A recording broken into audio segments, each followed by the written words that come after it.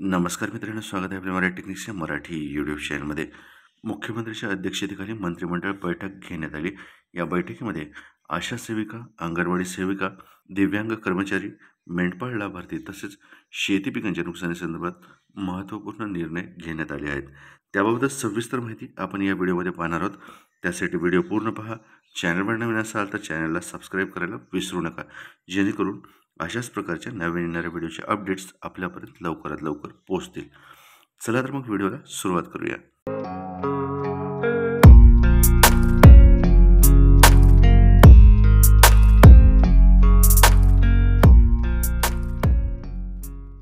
आशा स्वयंसेविका, अंगणवाडी सेविका, गटप्रवर्तकांना सानुग्रह अनुदान देण्याचा निर्णय घेण्यात आला असून अपघाती मृत्यू आल्यास 10 लाख आणि अपंगत्वासाठी 5 लाख रुपये अनुदान देण्यात यावे असे आज झालेल्या मंत्रिमंडळाच्या बैठकीत ठरले आहे.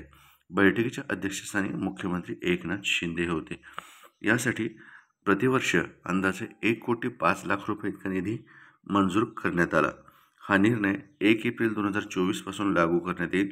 सध्या 75,578 आशा स्वयंसेविका आणि 3,622 गटप्रवर्तक कार्यरत असून त्या आरोग्यासंदर्भात महत्त्वपूर्ण जबाबदारी सांभाळतात.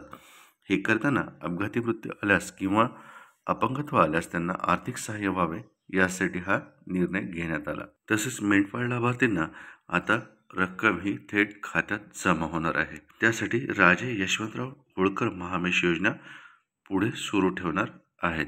राज्यातील मेंढपाळांसाठी असलेली राजे यशवंतराव होळकर महामेश योजना पुढे सुरू ठेवण्याचा आणि मेंढपाळ लाभार्थींना रक्कम थेट खात्यात जमा करण्याचा निर्णय आज झालेल्या मंत्रिमंडळाच्या बैठकीत घेण्यात आला. राज्यातील धनगर समाजातील मागासलेपण दूर करण्याच्या उद्देशाने ही योजना 2017 पासून सुरू होती. या योजनेत अधिकाधिक लाभार्थींना फायदा व्हावा म्हणून काही बदलासह त्यास मान्यता देण्यात आली. या वर्षासाठी महामंडळाकडे असलेल्या 29,55,00,000 इतका निधी चालू वित्तीय वर्षात खर्च करण्यास आणि त्यानंतर ही योजना दरवर्षी अर्थसंकल्पातील तरतुदीनुसार पुढे चालू ठेवण्यात येईल. पशुधन खरेदीच्या बाबतीत 75% अनुदानाची रक्कम 7 दिवसात थेट लाभ हस्तांतरण प्रक्रियेतून म्हणजेच डीबीटी मार्फत लाभार्थींना देण्यात येईल. तसेच चारा बियाणे व बहुवार्षिक गवत प्रजातीचे ठोंबे व बियाणे यासाठीचे अनुदान वगळता उर्वरित सर्व लाभ डीबीटीच्या माध्यमातून लाभार्थींना देण्यात येतील. तसेच शेती पिकांच्या नुकसानीसंदर्भात एक महत्त्वपूर्ण निर्णय घेण्यात आला, तो म्हणजे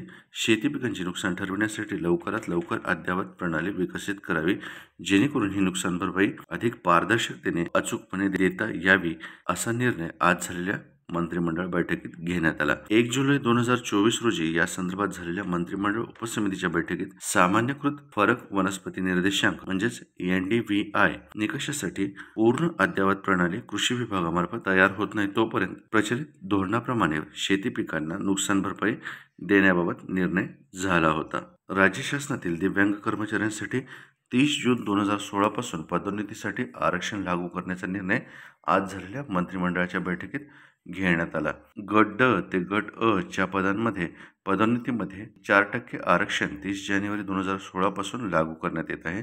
याचा लाभ काल्पनिक पद्धतीने गट अ च्या निम्न स्तरापर्यंत मिळेल. 30 जून 2016 पासून ज्या दिनांकाला दिव्यांग अधिकारी किंवा कर्मचारी पदोन्नतीसाठी पात्र ठरेल त्या दिनांकापासून त्यांना काल्पनिकरित्या आरक्षणाचा लाभ देण्यात येईल. पदोन्नतीचा प्रत्यक्ष आर्थिक लाभ त्यांना प्रत्यक्षात पदभार स्वीकारल्याच्या तारखेपासून लागू होईल. या निर्णयामुळे पदोन्नती साखळीतील अंतर्गत ज्येष्ठतेवर परिणाम होण्याच्या शक्यतेमुळे गैरसोय टाळण्यासाठी 30 जून 2016 नंतर मान्यता देण्यात आलेल्या प्रत्येक निवड सूचीतील पदसंख्येनुसार आणि 20 एप्रिल 2023 शासन निर्णयातील तरतुदीनुसार प्रत्येक शासकीय आस्थापनाने दिव्यांग आरक्षणाची गणना करावी.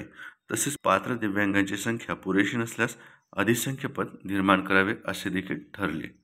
तर मित्रांनो, अशा प्रकारे मंत्रिमंडळ बैठकीत त्यामध्ये आशा सेविका, अंगणवाडी सेविका, दिव्यांग कर्मचारी, मेंढपाळ लाभार्थी तसेच शेती पिकांच्या नुकसानीसंदर्भात महत्त्वपूर्ण निर्णय घेण्यात आले. त्याबाबत सविस्तर माहिती आपण या व्हिडिओमध्ये पाहिली. जर व्हिडिओ आवडला तर नक्की चॅनलला सबस्क्राईब करा. धन्यवाद.